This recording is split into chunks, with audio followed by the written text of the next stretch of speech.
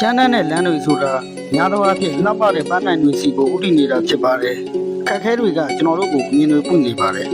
တင်းကယောဂကြီးတစ်ခုကနေပြန်ကောင်းလာတာပဲဖြစ်ဖြစ်တင်းရဲ့ကားပြီးပေါက်သွားတာပဲဖြစ်ဖြစ်တင်းရဲ့အိမ်ကောင်မိုးကမိုးလုံးတာပဲဖြစ်ဖြစ်ဒါတွေကဖြစ်မလားမရှင်းပြဿနာတွေလို့မထင်ရပါဘူးအခက်အခဲတွေကကျွန်တော်တို့ကိုကျေးဇူးတင်တဲ့အောင်တင်ပြပေးပါတယ်ပြဿနာတစ်ခုပဲဖြစ်ဖြစ်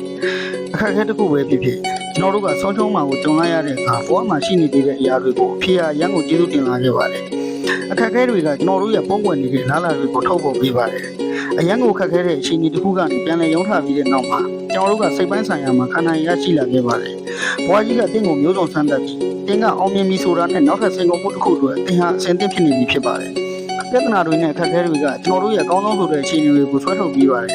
တခါတလေမှာဘဝမှာဖြစ်လာတဲ့ပြဿနာတွေဆိုတာကဘဝကြီးကတင့်ကိုတချို့ကိစ္စတွေကိုလှုပ်ဆောင်တဲ့နေပြီဆိုတဲ့ပုံမျိုးပြောပြနေတာဖြစ်ပါတယ်အခက်အခဲတွေကတင့်ကိုတမိုးရှိတဲ့သင်္ကန်းသားတွေကိုသင်ကြားပေးနိုင်ပါတယ်ဒါမှတူညီတဲ့အမှားမျိုးကိုနာဂတ်မှာထပ်မလုပ်မိမှာဖြစ်ပြီးတော့မှ